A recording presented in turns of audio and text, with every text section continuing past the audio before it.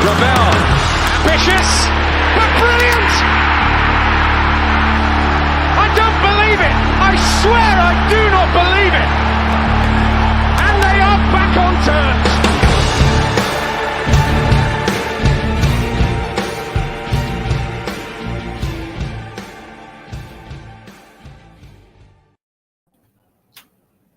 Hello, everybody. Welcome back to New York Talk. This is the Roy Matter podcast, and I promise we won't be on for 12 hours this time. It will be very short compared to Saturdays. We've lost Ben, so Ben's clearly done his 12 hours. That's his done for the season, I think, which is the one thing not to do, is it? Danny Odenglaves is with us. Thank you for joining us, Danny. Hello, everybody. How are we doing? Oh, we're going to Wembley. We're buzzing, and. On the other day, on Saturday, we brought you legends from Australia, from Ireland. Today, we are bringing you Mick from a car park in Wales. Hey. Good evening. I think we should play a game. Do you know, like Ant and Dec do? If you can find this person, the doorbell bingo. Mick, if somebody can find you, what prize could you give them? I've got half a bottle of water. There's probably some COVID regulations which you can't do that one. Yeah. Scabby old baseball hat. And nothing. Scabby rag. And a kick in the teeth, probably, as well. If you can find Mick in a car park in Wales, you can have a red scabby rag. This is obviously if you're live. If you listen this Friday afternoon, he won't still be there, unfortunately. I think you never know. Imagine if someone actually rocks up and taps on his window and goes, "Excuse me, are you Mick from the podcast?" Exactly. It'll be great. So first of all, we should say thank you to everybody who tuned into our live stream on Saturday, just gone, the 12 hours that we did. Again, we'll just talk about it for 2 minutes. But Danny, I don't know about you, but I felt you were drunk anyway. But I felt hungover on Sunday morning. I felt I was tired. I had an headache. I just felt rubbish. Yeah, I put it down to people keep bringing me shots, going, "Oh, have you nearly done your 12 hours?" Yeah. Oh, let's celebrate. It's not finished yet. But yeah, Sunday was a little bit rough. Both tired from a few too many Doom bars and from doing 12 hours and from playing football. But no, it was fun, to be fair. We can now say we've done it and hopefully not do it again until at least next season. But we hit a target, which is great. We hit the 500s. I think it was it the day after that we hit the 500s? It was Chris, who follows us on Twitter, Michael Smith's mother-in-law. Oh yeah, fantastic. Yes, she had got us to our target. Thank you everybody else who donated as well, but we were 35 quid short on Sunday morning, and we got tipped it over the target, which is amazing. Brilliant. Yeah, we've hit it, we've achieved it, and yeah, thank you to everybody who stuck with us. I'd be very surprised if someone did the full 12 hours. But if you did, you deserve some sort of medal at least. Yeah, thanks to everybody who donated and who took part. Cheers. I've got a scabby red rag for anybody who did full 12 hours. You can have that. Yeah, I think just a shout out to Matt as well, sort of for the organisation. This Matt, me, yeah, you, you crafted really hard to pull that together. So it's good work, that mate. Well done. Yeah, fair play. Very much. Well, if you can still donate if you want to. If you don't want to, don't worry about it, guys. And I will give a quick mention for somebody else's fundraising in the summer. Carl Gibbs has been in touch to ask us to let you know he's doing a fundraising in the summer. They're doing a charity tournament with some all fun and games like a charity day, bouncy castle, all that sort of nonsense. If you want to get involved, that's Cancer Research UK. If you want to get involved, contact Carl Gibbs I think he's on Facebook, and you'll be able to get involved. Will Daniels will be joining us very, very shortly. But shall we get on and talk about Wembley? We're nearly there. 2 days. Well, depending on when you listen to this, it's Mick. Come on, excited. Tell us how excited you are. Yeah, I'm looking forward to it. I can't say. Listen, Yeah, I can't say as I'm bouncing off at walls or anything. I'm looking forward to it. It's going to be a good day out. It always is a good day out. It has been, particularly the last few times we've been. Obviously, we've managed to get a result each time we've been, apart from that Dagenham game. So yeah, I'm looking forward to it. I'm not massively bothered one way or the other what happens come 5 o'clock. So long as we come out of there, we know we're nobody on to physio's table. I'll be more than happy. You know, it matters to the club obviously whether we win or not because there's a cash incentive. But so I'm looking forward to it. Being a great day out. It always is, isn't it? Absolutely. Yeah, Danny, can you ratchet up the excitement level, or you? I'll just take a swig of me sweet coffee just to get the blood going. Hang on. Yeah, I had the privilege to speak to Hallam FM today for their morning show tomorrow, and I'll say what I said to them. You know, this is a once in a generation thing in terms of it being an actual cup final at Wembley. You know, because those playoffs are still part of the league setup, really, aren't they? It's still determining who goes up and who stays down in that particular division.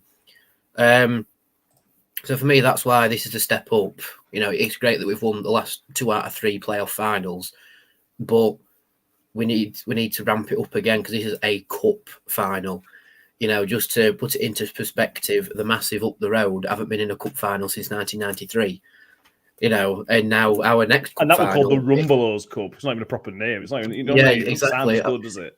I mean, it's technically the EFL Cup now, isn't it? I think. Still sounds rubbish. Yeah. It sounds better than the Milk Cup, but anyway.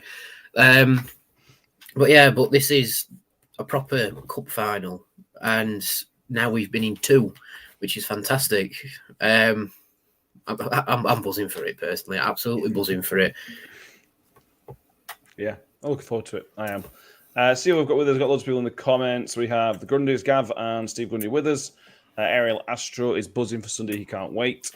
Graham Lindley is joining us from his sick bed. He's tested positive for Wembley. I hope you feel better, Graham. Like you're all right. Terrible test positive. And we should say happy birthday to Russ Vernon. His birthday today. Got a nice video from Dan Barlasser. It's a great birthday present, to be honest with you. Where are we? Comment. I comment we want to go into. So it's gone. So let's have a look at some stats. When it comes to Wembley, there's always a few good stats of who's played where and when and this, that, and the other. There are some great ones this time. So Richard Wood will be if he plays, will be the first player to captain Rotherham United twice at Wembley. He will also join Joe Mattock and Michael Smith if they both play, as the only other 2 players who have played for Rotherham United at Wembley more than once, which I think are both great achievements. And as I said, I'll bring in Bill Daniels. Thank you for joining as well. No problem. Sorry for being about 300 years late. Always set a reminder is the tale of the story here. Mix underwhelmed us. Danny's excitement levels is where I thought they'd be. Where are your excitement levels for Sunday, Will? I am probably at the moment at maybe a 5, which is sort of par for the course, I think, at this stage. When it gets to Sunday, maybe up to a 7, maybe an 8. It's a chance to go to National Stadium, isn't it? So always a great day, and hoping that these Millers can put on a performance that we can all be proud of. Yeah, definitely. I think one thing that's going to be good about this, and then it happens when you get to cup finals, you get a bit more press coverage and whatnot. A lot of the stuff that's come out, the videos that the AFL have put out, have been really enjoyable. I've not even seen the Paul Warne one. The Richard Wood and Ben Wiles one were very good as well.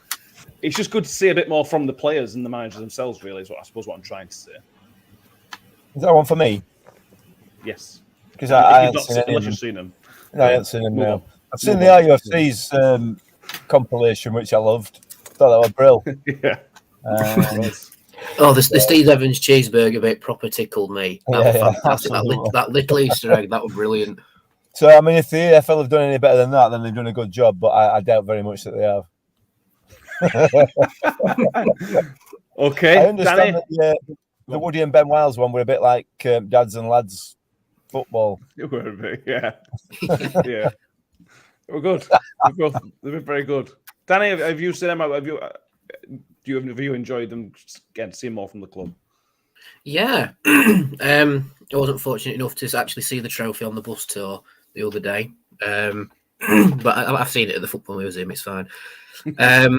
But yeah, I watched the Paul Warne thing today that he did with Papa John's, the A to Z answering questions, and trusting Paul Warne, he has now settled the debate. Pineapple does belong on pizza because apparently it's his favourite. He has settled that debate. However, we I lost have a bit of got respect on him on that one, to be honest with you. Nonsense, absolute nonsense. But I will admit that Warne did take a very rare L when he said Peaky Blinders isn't very good. It was like, ooh.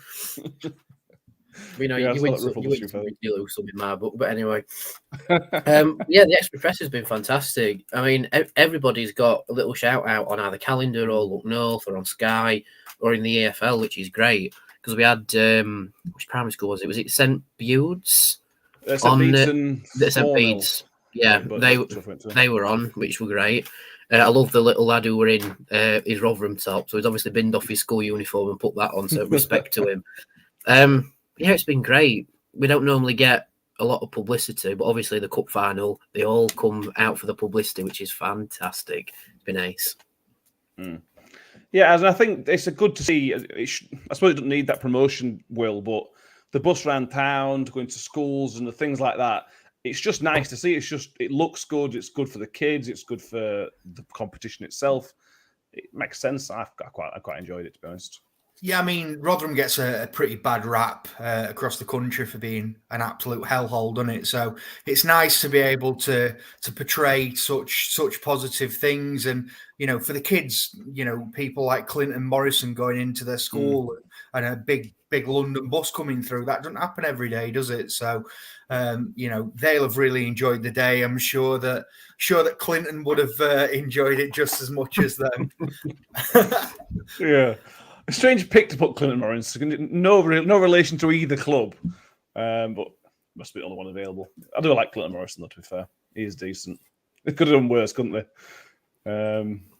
Right. Mick, are you still there? Your picture's gone, your mic's gone, you're still with us? Yeah, man, I'm still here. I've just turned the mic off because it's going dark, so all you're going to see is a black screen, so I thought I'd leave you a picture of Lee Frecklington there instead.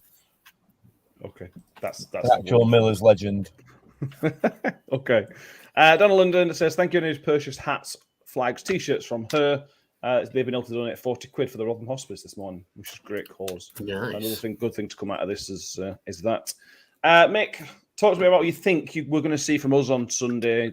Lineups, team selection, potential who you think is going to be on the bench. Are we going to go attacking, defensive? What do you think? It's quite interesting, isn't it? I mean, Warne's already said that he's looking to put a strong side out. It's not going to be, a typical Papa John's trophy side, I guess. If that's the right term.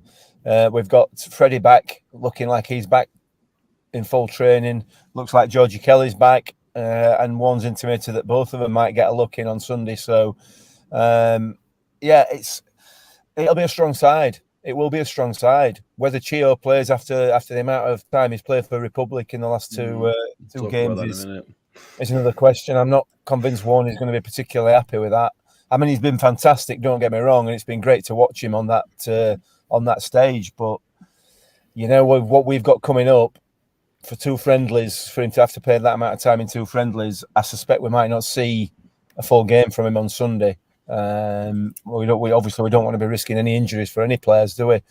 But it's going to be a strong side, I've no doubt about it, and they will go for it. They will go for it because it's an opportunity, isn't it? It's an opportunity to build some confidence. Get the ball on the floor and start playing some football again, like we were early in the season. So, yeah, I think it's going to be a strong side, and I think they will go for it. Yeah. Eric Astro hopes Josh Vickers' hand injury soon recovers. There's a good chance, Danny, by the sounds of it, he will be out of Sunday. But for me, I think that's one area where we should continue the cup tradition of what we've done in every game so far is you've cut a cup keeper. And because there's not much between the keepers, it would be fair. I might just be me loving Victor, but it would be fair for Victor to see Victor playing at Wembley anyway. I know it's Wembley and that's different, but that seems the fairest way. But I don't know what you think. Yeah, I think if we were to probably go strongest 11, we would probably have Vickers in goal. But Victor has been the hero of this competition. He's saved at least one pen. Well, he saved one penalty in every shootout that we've played him. And yeah, he sort of made this competition his own. And I do have my suspicions that he will be starting goalkeeper, because you don't go over to Sweden, gather up all your family, and then come back to England if you're not going to be starting keeper. But yeah, Victor will be in goal for me. I think we'll take no risk with Vickers, rest him up, and if he can't make a league game for Charlton, fair enough. Victor's more than capable, but I think we'll use this opportunity to rest Vickers, make sure his hand injuries okay, and not put any stress on it, and give the baton to Victor. Jalen Simpson agrees, completely agrees with myself. Victor deserves his place. Power my UK Viking. Keep Viking in, let him see the tournament through. Well, again, for me, it doesn't really matter because they're both really, really good keepers. I think from a fairness point of view, because of the competition, he's played in it, Victor, but honestly, from a performance point of view, I'm not really bothered. Yeah, I mean, Victor's definitely earned his spot, hasn't he, for Sunday, through the league performances and also performances that he's put up in the cup. So no real issue in him coming into the side, and also, you know, if Josh is fit and he plays, that wouldn't be a particular issue for me either. We're blessed with two really good keepers at the moment, so whoever takes the shirt on Sunday, I'm sure will give 110%. Exactly. Mick mentioned it then about Chio, Danny. Let's have a conversation briefly. Let's go away from the positives for 2 minutes. Chio, when he was rested against Shrewsbury, because Paul wanted him and Mikel on close to getting a suspected hamstring injury, and then Ireland decided to play him for 172 minutes in 2 games, a very short time. And I know that it's an international games, and international games aren't meaningless because you're playing representing your country, but they are friendlies, and you would have thought, putting my Rotherham United hat on, my club hat on, because we have no skin in the game with Ireland, I cannot see why they've played him for that many minutes over that time. And if I was Warne, I'd be very, very unhappy. And he said as much, hasn't he? Yeah, he has said he's not best pleased with it, hasn't he? And you can understand why, but you know, at Chio's age and how competitive the Ireland squad actually is now, I can see why they have played him as much as they can, and also why Chio has seized the opportunity. But bless him, he's took homework with him to Ireland to focus on the playoff final. Oh dear, to focus on the Papa John's final. But I'm going to be devil's advocate here and chip in with my own opinion that might be a bit a few people might disagree with. But when we were on the live stream, obviously I was playing a game of football. And I very unfortunately did my quads. Pulled it like the wrong way. Like, instead of pulling it that way, it went that way. And I was thinking, oh no, this is me not playing again next Saturday. This is me scuttled, and it's healed up already. So if I can heal up that way, and let's not beat around the bush. I'm not the fittest person, am I? I don't run around a football pitch going however many miles an hour like Chio does. I've not got Chio's diet, far from it, and I don't have the physios around me that Chio's got with Ireland and with Rotherham. So I can understand why he's been able to play that much for Ireland, and probably why he will start in the final, because he's got much better recovery time. His muscles are a lot better, muscle memory's a lot better. But if I can heal up in under a week, I'm sure Chio can as well. You know, that's my opinion anyway.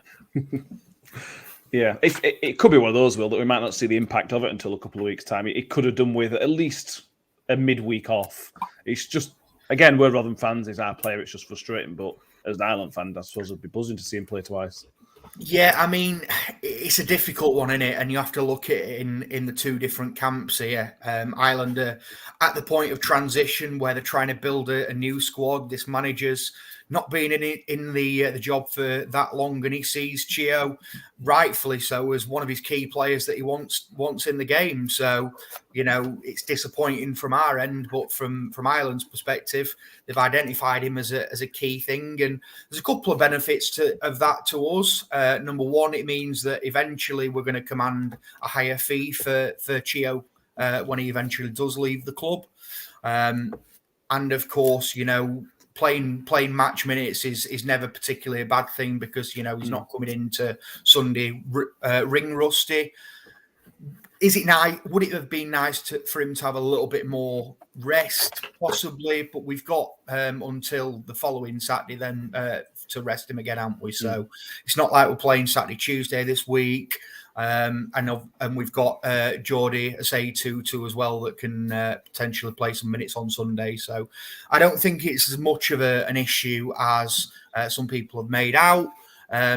Of course, he'll still play a big part in the game, I would imagine, on Sunday. So disappointing that he didn't get more rest, but amazing for him to get the exposure and to put in the performances that he has done over the last week or so. Yeah, we should say, he has been brilliant. The goal he scored was superb. The assisted setup was brilliant. Brilliant. And great. I love seeing him play internationally. And should have had another midweek as well. That got disallowed, didn't it? So yeah. It's got to put a few quid in his price tag, which, like I said, it's very good news for us. Mick, Paul Warne will be the first manager to lead Rotherham United out twice. Well, he didn't lead us out, but managers twice at Wembley. He will probably lead the team out this time, which he didn't do 4 years ago, which would be a nice moment for him. And we've said this for a few years now, that there's not many people better at this level, or even slightly higher level, in a one-off game manager for me. Paul Warne's the right man for a cup final. He's just going to get the players in a right headspace. He's going to motivate them in the right way, because you can overdo it. I just can't think of anybody better to play for in a cup final, mate. No, I agree, absolutely. And to be fair, he needs to get some practice in, doesn't he? Because we've got another 7 after Sunday, haven't we? And genuinely we have. So Sunday needs to be a catalyst now for the rest of April, because this is a massive month for us. And if we can get off on the right foot, and Warne is the man to do it, isn't he? He is absolutely 100% the man to do it. No question in my mind whatsoever. And if we do even unthinkably fall at the last hurdle, he's still the right man to do it for me. And that sounds a bit contradictory, but everybody wants to play for Paul Warne. Everybody, So he is definitely the right man, and he deserves it. He deserves the success, and he deserves that chance to lead his team out at National Stadium. It's fantastic for him. Yeah, it is. How big experience, Danny? Because we mentioned Woody, Mattock and Smith will all be second appearances for the club. But the only other player that I can find in our current squad that's played at Wembley before is Shane Ferguson. So, again, Paul Warne relies on a lot of experience. And I wonder how much of a big impact those three plus Shane Ferguson will have on managing the expectation, because it's been built up as a cup final. You get your friends and family there, people from, Victor's from Sweden, all Newcastle will be empty for the Barlasses and Smith. You know what I mean? All their families are going to be there. So they haven't just got the thousands of Rotherham fans. They've got a little bit of extra pressure with their family being there as well. So it's important to manage that pressure, and that you'd have thought those experienced players will be massive. Yeah, I think so. I think we've got the right amount of mix of a little bit of Wembley experience, but also wanting to impress with the first time at Wembley. We've got Smith and Wood and Mattock and Ferguson have all been to Wembley before, so they understand the occasion. But then you've got players like Chio, Wiles, Victor, who have never been, and Wes Harding, who have never been at Wembley before. So that's a massive opportunity for them to effectively take the bull by the horns and just go with it. And I think they will. I think there's that knowledge of the occasion from the more senior players, but also that willingness to push on and, give the extra 10% because you're at Wembley. It's like Wiles has said, it's a boiled dream for him to be playing at Wembley, and to top it off, he's doing it with Rotherham. So that's why it makes it a special occasion. But funnily enough, one of Sutton's players who was been at Wembley before was with Rotherham and we won the 2014 playoff because I think it's is it Milsom? Rob for them. Milsom, yeah. Yeah, Rob the Milsom, first yeah. player to play for us and against us at Wembley. Yeah. First. Yeah, so yeah, it'll be a very interesting day. It will, very much so. Scott Grundy's with us. I think that's the full set of Grundys. Thank you for joining us, Scott. Evening all, recovered from a 12-hour podcast, just about. And Ian Bradley, I'd like to congratulate us for the last Saturday. He enjoyed the Alfie interview particularly, which I did. And if you want to listen to that, the Adam Lafondra interview and the Trevor Berry interview are available on the audio, iTunes, Spotify. If you want to go and listen to both them. We enjoyed it at the time. I hope every listener back, I've enjoyed them as well. Well, let's talk about selection. Let's get down to the nitty-gritty of selection. We talked about the goalkeeping situation. The back three is a difficult pick for Warne because Angus's ban doesn't apply, so Angus is available. You'd assume Woody's going to play, even though it is Papa John's. And then Icky, Harding, Mattock. It's a tough pick. What back three would you pick? I think, given the fact that we haven't had a game in so long, you have to go as strong as you possibly can, especially given the fact that we don't have a midweek game. So, for me, I would have the experience of Wood in the middle of the park. You've got a Hekwe and Romani Edmonds Green. I'd fetch back into the side as well. That'd be my three. Yeah, Danny, I see you nodding along. I agree with that. Yeah, I think so. I mean, Warne's already said it. We're more like a League 11 than a Cup 11. But no disrespect to the players we've played in the Cup, but we have had a Cup 11 and a League 11. You can see where the split more was. But with this, like you said, because we aren't playing for another 6 days, and we haven't played since the embarrassing loss to Shrewsbury, I'd say just go for it. Go for it. Play the best 11. Play the best that we can and just go for it. Because at the end of the day, whatever will be, but we are going to Wembley. I like you did there. Very good. Very good. Thank you. I'm here all week. Liam McGarry would go same as us. Would Icky Reg. He would go Harding at right wing back, Miller left wing back, and Best Gio and Fergie, potentially. Mick, any other changes on that? I know you're a big fan of Wes Harding. How tempted would you to bring Wes in? I would. I'm with Liam. Bang on that for me. That's the back five for me, definitely. I think Gio is match fit. He's ready. He's ready to go. Yeah, we can bring him on a little bit later on. We don't need to play him. We don't need to risk him at the moment. Certainly not from the start. Whereas the likes of Wes Harding and Mikel Miller, they need a bit more match, a bit more time on the grass, don't they? So yeah, that'd be my back five definitely. And just on the goalkeeper side, injury or not to Josh Vickers, Victor has to start. Victor has to start for me. I think he's got us here. He is probably arguably the main reason we are at Wembley on Sunday. So I cannot conceivably see why he wouldn't start. He has to. Come on, Warne. I'm sure he listens. He said earlier, I heard him earlier say he listens to some podcasts, so you never know. He might be listening. No. Some podcasts. Down to Wembley. Quick, everyone turn your cameras off. They don't know who's who. Quick. Moving on to the midfield. I had a panic earlier in the week, Danny, when Warne said there was an injury to a main player. I watched all the videos and I couldn't see Barlasser. I've gone back and watched him, and thankfully he is training, so I don't think there's anything wrong there. But I had a brief panic. Thought midfield again. It's the same as some of the defence. We've got mostly a fit squad now. Do you go the big boys, Barlasser, Rathbone, Wiles? Yeah, presuming they're all starting fit. Yeah, I'd go for it. But yeah, I was saying about with Joe. I heard the podcast that he did with Sutton's manager, and it's like, we've got an injury to one of the big players. It's like, you what? what's happened? Well, it turns out it's Vickers in his hand injury, so it's like, all right, okay, it's mind games, very good. But I'd go Rathbone, Wiles, Barlasser. I know it's very harsh on Jamie Lindsay, but if we need him towards the end of the game, he'll come on and give 110%, won't he? But yeah, I think bring the big boys into the play.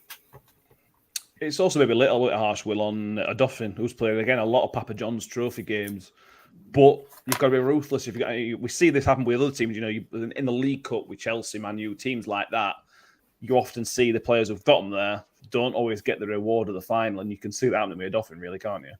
Yeah, I mean, in these sorts of games, especially with the way that the season now pans out, it becomes a huge game for the platform for the rest of the season. So, Adolphine's done great to get us to this point, but we need our best players on that pitch to win us a trophy. And for me, that midfield three of Arlasser, Wiles and Rathbone, barring any last-minute hiccups, has to start.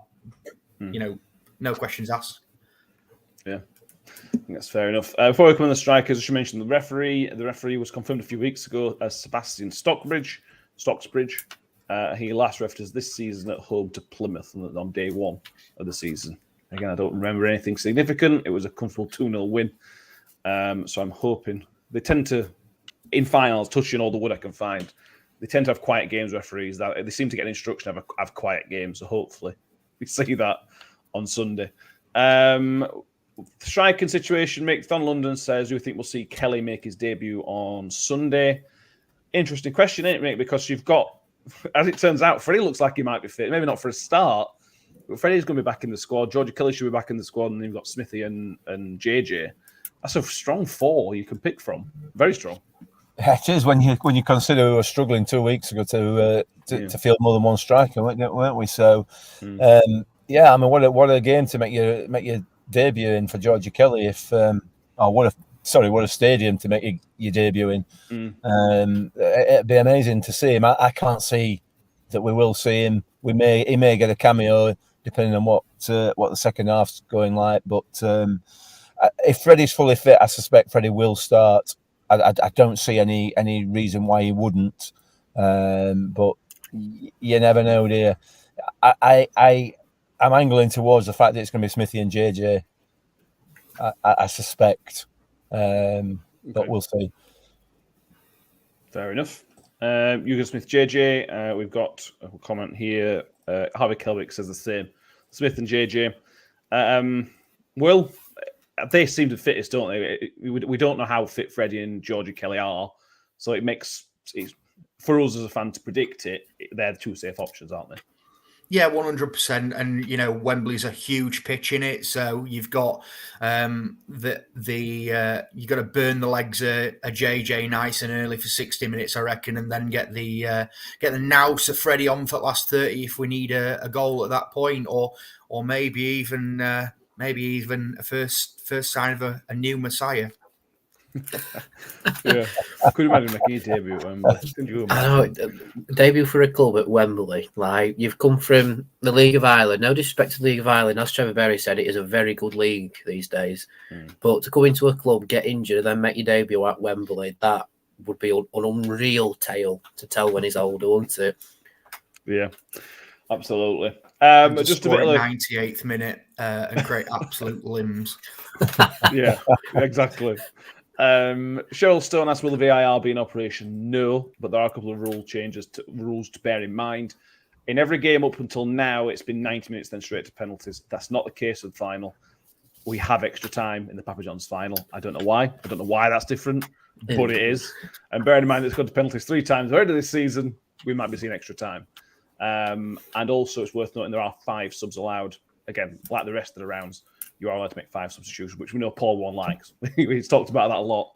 And that might be carrying to next season, to be honest with you. Sutton United, as we've already mentioned, Rob Milson plays from former Miller. He played at Wembley 2014. They've hit a bit of a sticky patch, similar to us since confirming Wembley. They've only won once, but they still find themselves like 5 points off the automatic places. They're having a really, really good season. Will, I always come to you for the opposition stuff, and I don't know how much you know about Sutton in League 2, but all we do know is they're the first season up. They're having a great season to be in promotion mix. Yeah, I mean, let's have a crack, shall we? League 2 is one of the hardest. I heard the clicking for the Word document then. It's one of the hardest leagues to try and predict this season. I think third down to about 10th, there's 2 points separating it at the moment. So it's, absolutely horrible to try and say who's going up in that league. And Sutton absolutely in the mix for that at the moment. They're a side that aren't too dissimilar to ourselves. We'll probably play 4-4-2 on the day, which obviously is very different, but have a lot of attacking threats out wide through the likes of Boldwine and David Ajiboye, who's been really good for them this season. Defensively, really strong, especially from set pieces. They're scoring a lot of goals from set pieces as well, which is quite similar to us. So, you know, we have to watch the things that we're good at to stop Sutton, I think. But they've got a lot of quality, and on the day, you know, it's a one-off game. They'll fancy their chances. I think they've got have they got 15,000 fans coming to the game? Something like that. I think A lot of them are Crystal Palace fans, apparently. One of my mates has had the nod that a lot of Palace fans have come in and just watch yourselves because they might be a bit rowdy. From what I've heard, anyway. And I'm sure they'll make a decent atmosphere of it. So you know, they're not ones to be completely written off. This is not League One versus League Two. Very, very easy game for us. They'll be right at it. I mean, all you need to do is look at when Salford played Portsmouth in the 2020 final. Everybody billed Portsmouth to win it easily, but Salford proper surprised them. And I think that's the one thing we need to look out for. If we're approaching this game, like you say, League One against League Two, we should batter them. We'll get a nasty surprise. I can see this being a really, really close game. Really, really close game. And just to big Sutton up a little bit, I believe they are one of the first, if not the first, club to have been in an FA Trophy final and an EFL Trophy final. Yeah. Wow. That's right. Full of random stats tonight. Love it. Just on goal margins as well, just looking at their stats, they've actually won a game by 1 in 9 of the games this season and lost by 1 in 8 of the games. So, they're normally there or thereabouts as well. So don't be expecting us to run away with it 3 or 4-0. Yeah. Stephen Gauntly has put a prediction of 4-0 Millers win on Sunday. There we go. Hopefully you're right, but I think expertly timed there, Matt. I think, Mick, if we talk about Sutton and League One, League Two teams, the run's been good for us in that way, because if we'd have played League One teams all the way on mostly and then battered a League Two team, it'd be easy to not take this seriously. We've been pushed, other than Scunny and Donny, who are not a League Two team yet, but they will be soon. We've been pushed a lot by all these League One, League Two teams. So we know how difficult it's going to be, because Sutton are one of the better teams on table-wise, one of the better teams we will have played. Yeah, absolutely. And teams are going to raise the game against the top of the team or top of the league above them, aren't they? You know, and I'm not sort of trying to make Rotherham United sound like a big club, because we're not. We know we are. You know what I mean? But you know, you put us in the position, and if we're playing Fulham, top of the Championship or whatever, you know, we're going to raise our game and we're going to give them a hard time. So that's just the nature of it. Like Will says, there's no way that this is going to be a walkover. Absolutely not at all. It's going to be as tough a game as we've had all season, and that's what we need. We need that challenge. We absolutely need teams coming at us, because we've got 7 more games coming up, which will define our season, of teams that are going to be coming at us. So, you know, it's going to get us into the right frame of mind, and win, lose or draw, ultimately we need to take something from this game, and that has to be confidence. That has to be confidence going into the next 7 cup finals. It's going to be hard work. It's going to be hard graft, definitely. Yeah. Scott Gundy, is Mick in another car park? Yeah, he must be start the show. He is in a car park in Wales. As we mentioned, if anybody is near Mick's car park in Wales and you can find him, you will. There's a clue. I realise how weird this is going to sound, but you'll win a dirty red rag. I am assured it's not chloroform filled, so you should be fine, absolutely fine. But we don't, you know, just be careful in Wales. I don't keep that one in my car. It's a bit different to a takeaway getaway on Anton Deck, isn't it? Listen, we're from Rotherham. It's all we can afford. Philip Hall's greetings from New Zealand. You can't watch the game over there because it's not on iFollow, which is a shame and stupid. It is on Sky though. Not New Zealand. He's in. Yeah, but I think it is on iFollow. At least the commentary is. The commentary will be, yeah. There's an audio on iFollow, definitely. Sky will be keen to keep all the viewers to them wherever possible, so they'll be quite strict on that, I'd have thought. Don't tell anybody, but get a VPN. Get a VPN. Yeah, whisper it quietly. Whisper very quietly. NordVPN sponsors for fans overseas who can't watch Sky. Brilliant. So let's bring in Scott Grundy. So it's on ESPN. So Philip Halls, if you can get ESPN, it's on there. There we go. Nice to help out. So we're going to bring in a fan. We've got Paul Brock joining us today. Thank you for joining us, Paul. Hello. Hello. Everyone. How excited are you for Wembley?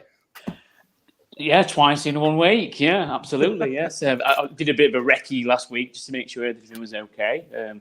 Yeah, absolutely looking forward to it. Yeah, taking my 10-year-old boy. So it should be a good day. Really looking forward to it. Yeah, absolutely. Hopefully it's more entertaining than the England game. Do you know what?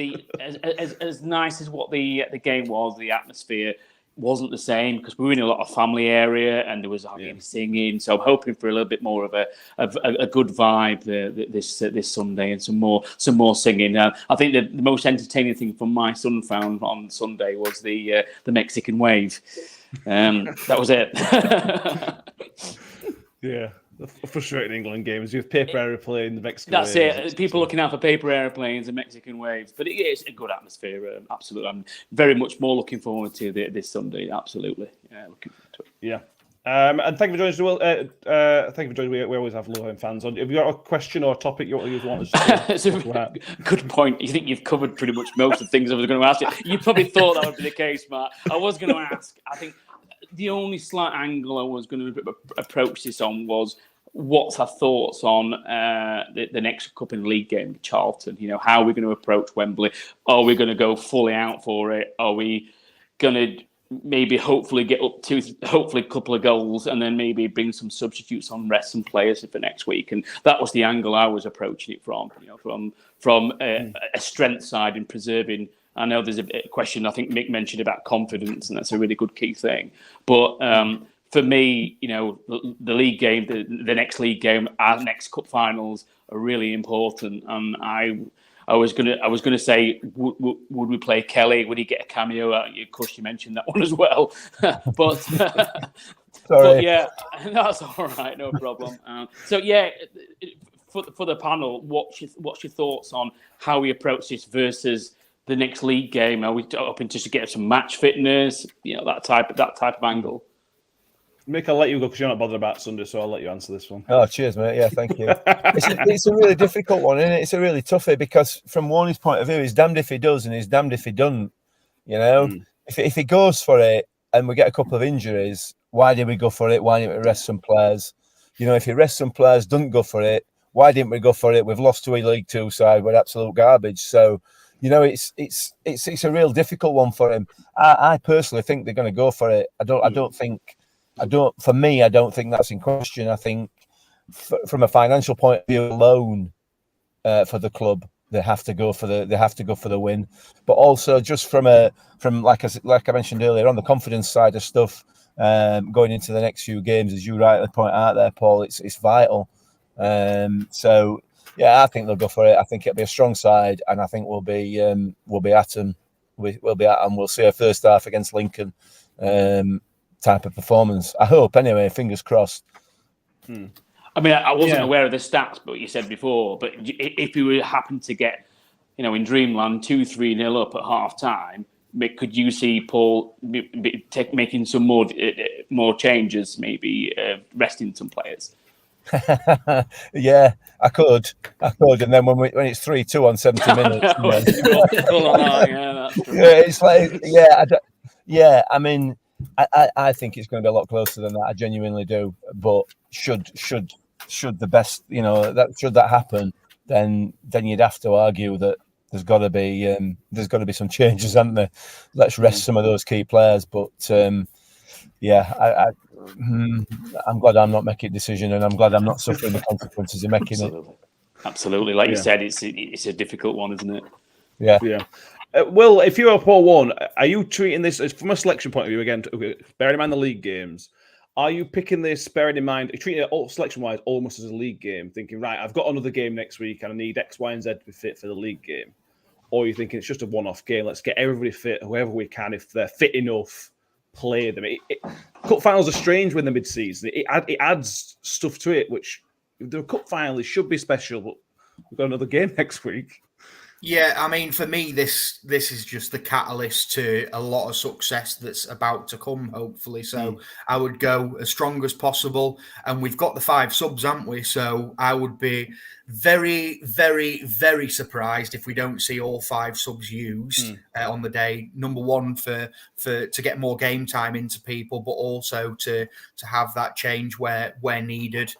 I would go for it because he's already said it's not an opportunity that comes along every day in a player's career, and obviously their career within management as well. So let's go for it. Let's see where it goes. And if we lose, so be it. We've got seven league games to have a little bit of success. If we win, let's all get hammered and get back in training on Tuesday. Everybody off work Monday morning. 100%. Danny, you same thing. Go for it as well as you can, but within reason, I suppose. Yeah, I think Warne will at least have thought about the Charlton game as a bare minimum.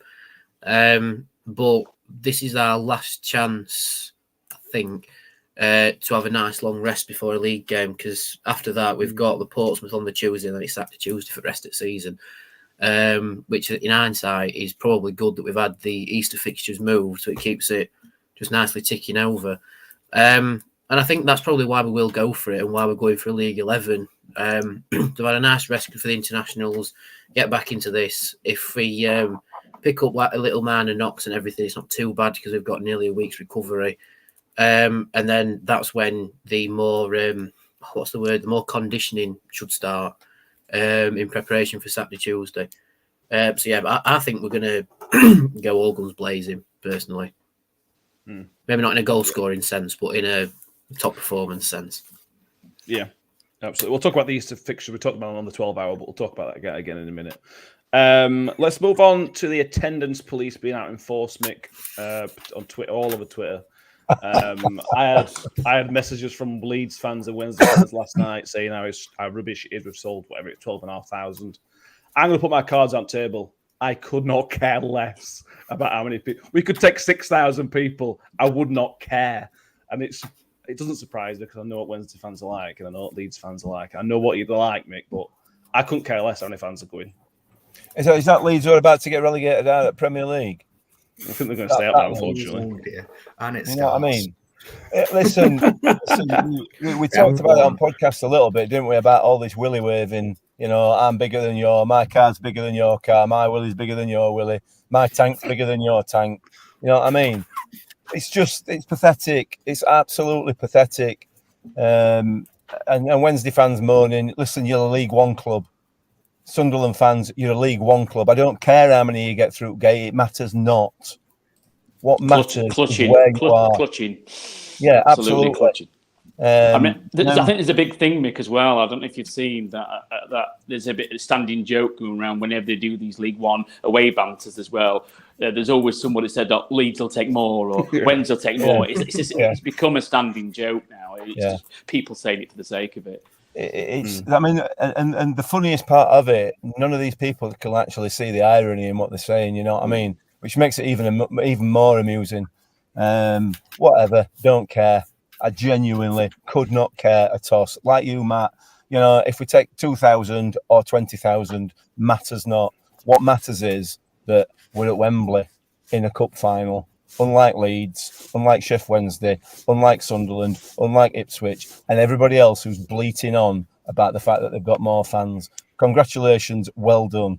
Unfortunately, that don't get you any points, does it? Or trophies, or anything else. I agree.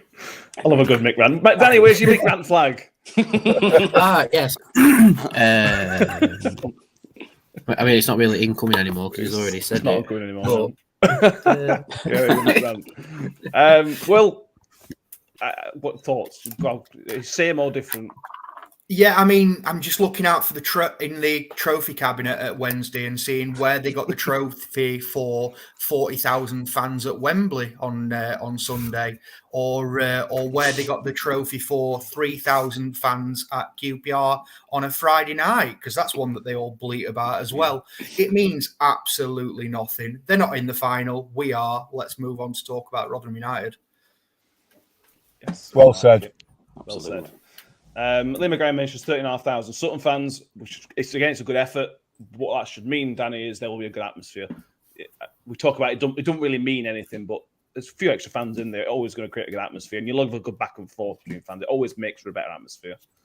Yeah, definitely. And I think if it had gone the same way as Portsmouth against Salford, how it was so vastly one-sided, it's again, that's another argument for Portsmouth. Portsmouth took the vast majority of Wembley over when they played Salford, and Salford won. And they only took about 2,000 or 3,000 fans to Wembley. Was that behind closed doors? Or was that before COVID? I think they let a few in. I know they didn't. I can't remember. I know weren't the Salford one, Portsmouth one, when they played 2 separate days, 2 consecutive days? Yeah, so there might have been some fans, but if there were, they wouldn't be made. It would have been very, very limited, wouldn't it? Well, that's why we're not taking so many because of COVID. Absolutely. Yeah, that our 12,500 are all socially distanced. That's what it is. But yeah, it will create a really good atmosphere, and because it's the first meeting between these two clubs, I think everybody's going to be up for it. Maybe not the however many Palace fans that are going because they're just there for day out, but it should be a really nice, jolly day. And there won't be any animosity between the fans outside the ground, which is nice. And just to plug my own activities, I'm going on the Dream Team YouTube channel and I'm having a pizza topping competition against a Sutton fan. So Get ready, because I know my toppings. As you can tell, I know my toppings. So get ready. Pineapple on there, man. Don't do it. Yeah. Well, Paul, you went there last week for 90,000. There's a good chance for these 20,000 fans. There'll be probably a better atmosphere than some England games. Because it's fans together, and if it's a to and fro for me, it always makes an atmosphere, as I just said.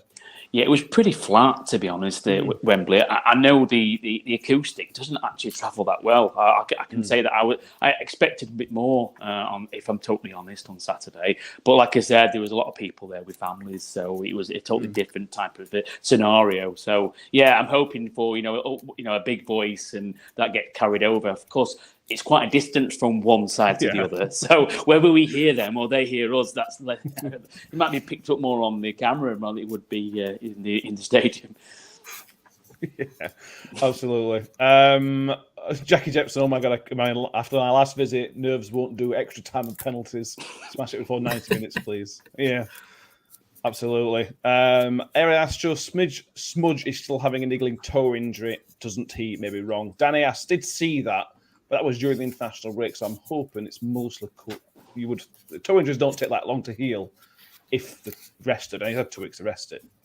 Yeah, Andy's had the injection in his toe, and apparently it is doing a lot better. But Smith is a gladiator; he'll just play through it, won't he? Yeah, no, absolutely.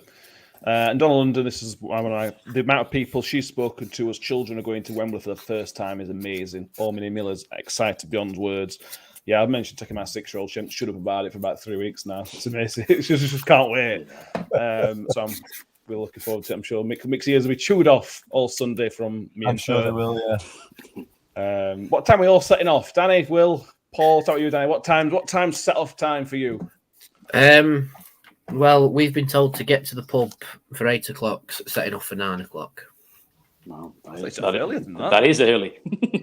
Well, we're setting off at 9, so we don't have to pay for a second driver for the way back. So, okay, fair enough. Will, are you going the same way, Danny? I'm not. My friend's driving, and I honestly have absolutely no idea what time we're setting off. He's a little bit late in dropping me a message. So, Wheels, if you're watching this, come on, mate. Geraldine Simpson, she's setting off at 8 a.m. Mick, what time are we setting off? Well, we've obviously got a detour to go and find Benjamin somewhere in London, haven't we? So it'll be an 8 o'clock start for us, I would imagine, so we can find Ben and get ourselves to Stanmore. It's all about Stanmore. Yeah, I'm driving on the Sunday. Driving down to Watford. I found that that's probably the best way to go. It's a good 2-hour drive down there, and the trains into Wembley. I think it's Wembley Park. I'm not sure. Yeah, it's they're every 15 minutes, so it's the easiest way to get in and out if you are driving. Apparently, it's avoidable if possible, because Wembley parking in the car park it can be a little difficult affair. So a couple of hours down there. So I'm hoping to try and get down for about 1 o'clock. So setting it up mid-morning, I would expect. Yeah, I think I quite one of the things I quite like about Wembley. It's been a conversation everybody's had a long time about why is the National Stadium in London. But for me, an all-day thing makes sense for a final. You know, if I were back at 6 o'clock after a cup final, I don't think it'd feel the same. It's got to feel like an all-day thing. If win, lose, or whatever, it's got to be an event. And like I said, it's back at 6 o'clock. For me, Danny, that's not an event, if you know what I mean. It's got to be 8 out at 8, back at 10. Here we go. It's not so nice when you lose, though. The Dagenham drive back was awful. That's true. I suppose it's more time to drown your sorrows on the bus home and blow off your steam. But I will repeat what happened to me at the England game. I think it was the Albania game. The thank Christ that I'm going on a coach. Like, I'm not running for the last train back to Sheffield again. That was, oh dear. PTSD. I still have PTSD about it now. That run for the train. And yeah, thankfully we probably won't get boxed in like we did as England fans coming out of Wembley. I learned that the hard way as well. But yeah, I mean, you guys are all driving, so at least one of you won't be drinking. I was drinking all the way down and all the way back, regardless of what the result is. Yeah, we've got party lights and speaker and everything on our coach. It's going to be ace. If we win, it's going to be a great coach to be on our way back. Jamie is setting up at 6 o'clock, making a right day of it. That is a right day. Good lad. Donna, 8 o'clock breakfast, shots in the pub. Oh, Donna, don't start. Brilliant. That's for you, Danny, and all. Scott Gunny says his dad's picking up at 11. I hope you live in London or near London, Scott. That's when Sutton are setting off at 11. They're only down the road. Ariel Astro he's off from 8 o'clock, and Jackson Jepson mentioned his 6-year-old grandson Miller is going to his first game at Wembley, but he can't be there with him. But like Donna says, people going the first trip to Wembley, it's always a memorable one. So, did you read that, Matt? Did you actually read that comment? So I'm just asking. That's all. Oh no, I didn't read it. No, you didn't. You didn't read it at all, did you? Jackie Jepson. I'll just pretend it didn't happen. We've got a comment from Jackie Jepson. My 6-year-old grandson Miller is going to be his first Wembley game. Can't wait to be there with him. There you go. Nailed it. Yeah. Just the other thing I'd point out. I mean, I don't want to. And in these days, it's very difficult, and perhaps you shouldn't be pointing these things out. But I suspect Jackie is not a he either. I mean, I don't know what the pronouns are. You know, you shouldn't assume those sorts of things these days. But there you go. Sorry, Jackie. And keeping his PC, fantastic.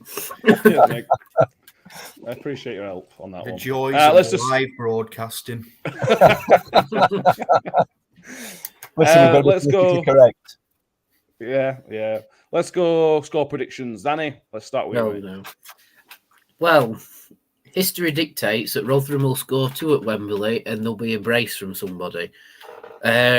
So I think we like a 2-1, don't we? I'm going to go 2-1 smudge brace, I think. I like it. Michael? Yeah, I'm going to go 2-1 as well. Mine's going to be two overhead kicks from Chio. One Ibra type from outside box. Okay. We've got to go with 2, so I'll go 2-0. And I'll go Smithy as well. Obviously, brace. Paul? I'm going for a nail-biting 1-0 win, and it's going to be like hanging on for that last 20 minutes. That's what I'm going for. Sorry. Wonderful. That's what we want, isn't it? We don't do things easy, though, guys, do we? Let's be fair. No, that's true. Very, very true. Will? I mean, I feel sick after Paul's just said that, to be honest. I feel even sick of making this prediction. I think it's going to be 1-1 and go into extra time, and we're going to win it 3-1. Oh, my stomach's just rolled, Will. Why have you said that? Well, bad enough when we played Shrewsbury in 2018. I were all over the place with that one, but as long as it's not penalties, I'm happy. I've had enough penalties for one season. Like, I know they're exciting and it's great when you win them, but we've had 3 in this competition already. I cannot stomach another penalty shootout, let alone in the final.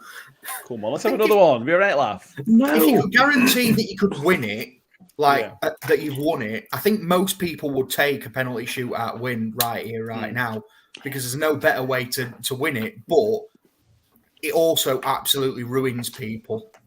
Like, it's an hard way to go. It's an hard way to go. And Laura Averages says that we've run 3 on the rounds, have we, in this cup? Yeah, I do not want to go to penalties. We got Michael Mortimer thinks it's going to be 2-1. Paul Barnfield says 3-1. Michael Mortimer says 2-1. Smithy and Woody. So the goal scorers: Gerald Simpson 2-0 with Smudge the goals, Gavin Grundy 2, but Gav and Scott Grundy both going 2-0. Cheryl Stone goes Barlaster 2-1. I still don't start Barlaster for 2 because them's the rules. Jensen 2-0, Barlaster and Wood. Liam McGarry 4-1, Smith, Hattrick and Miller, but think they'll score first. I'd take that. Don London 3-1, Reece Kellett 2-1 from his mum, Wiles and Chio, Air Astro 3-1, Jackie Jepson 3-2. Wouldn't it be sweet that Will if Michael Smith could get a Wembley goal? It's one of the few things he hasn't done for us. He's going to go, and it would be beautiful for him, wouldn't it? I think he'd have a statue, wouldn't he? He can't be far off now, but I mean, I would not begrudge that man a goal. And Ben Wiles as well as someone, or Josh Coyote, someone coming from Rotherham, come through the academy, done what they've done this season to bag at Wembley would be pretty special. But, I think Sunday's going to be an amazing day for all concerned, for all these people that are going down for the first time, those young kids that haven't seen Wembley before. I hope you really enjoy it. I hope everyone can put on a really strong performance and everyone has a great day, and we've got something to celebrate off the end of it. Yeah, absolutely. And Donna London with a very important comment. She's got a food recommendation. The chip shop, it says to ask for Savoy chips and onion vinegar. I don't know. Donna's from London, aren't she? I mean, I'm married to a Southerner, and I know they have weird tastes. Anything else we need to cover? I think I've got everything on my list. I've got all my good stats in that I wanted to get in. Is there anything else that we need to cover, talk about, mention? 1 second. Just having a browse. It's just I'm just having a look at how many. Right, okay. I've got my start. Okay. So are you ready, everybody? Get ready. The top scorer in this year's competition currently is Cameron Archer, right? From Preston, I believe, was on loan somewhere. So he's got 6 goals in this competition so far. Michael Smith's got 5. So if he bags his brace, he'll also win top scorer of the competition. So I'd doubly hope Smith gets his brace now. And history dictates that in these finals, the player who scored a brace in the previous round scores a brace in the final. Nigel Jemison did it against Carlisle in the second leg, got his brace at Wembley. Michael Smith got his brace against Hartlepool. You never know. It's fate. It's written. Yeah, it is. Not exactly written in the stars, but it's written on my little bit of paper anyway. and therefore it's written. Exactly. Thank you all for being involved tonight. I hope you enjoyed our Wembley preview. We've tried to make it as exciting as we can. We've tried to build on mixed excitement levels. A little bit. I hope everybody has a safe journey down to Wembley. So from Wembley, when you're down there, you have a good laugh, whether it's in Box Park or a pub or wherever you end up going. I hope you have a great day. Be careful with prices in London. It's all so up north as be careful in prices. But sing your hearts out, get behind the boys, and I'm sure and I hope we'll come away with the glory. I'm really looking forward to it. Paul, it's been great to have you on. Thank you very much for helping us out. Thank you for having me on. Appreciate it. Pleasure. Will, other than the 5 minutes you missed, it's been brilliant to have you on tonight. Yeah, I mean, in my school report, it'll just say must do better, I think. Sorry, guys. Thanks for listening. Yeah, that's the like thing. Danny, pleasure. And I'm sure I'll see you at Wembley. Yeah, 100%. I think the important thing to remember, guys, is Key Sarah, Sarah. Whatever will be, will be. We're going to Wembley. Key Sarah, Sarah. Thank you. Nick, are you going to give us a rendition, or I doubt that very much. You may get something out of me on Sunday, I suspect. We won't be singing that because we'll be at Wembley. Well, that's true. Yeah. No. I'll find something else. It might involve a magic hat or something like that. I don't know, or the wings of a sparrow, perhaps. Classic. Oh no, I can't. Can I? There'll be kids there. It's fine. Yeah, Yeah. If you are listening, or if you have fellas, thank you all. Please subscribe on YouTube, iTunes, Spotify, wherever you get us. Please make sure you subscribe. We'll be back on Monday night. I'll be out Tuesday morning for the audio because we won't be back in time to record Sunday evening. Blame the EFL for that. So thank you all. We'll see you next time. And okay, so cheers, guys. Thanks. Good.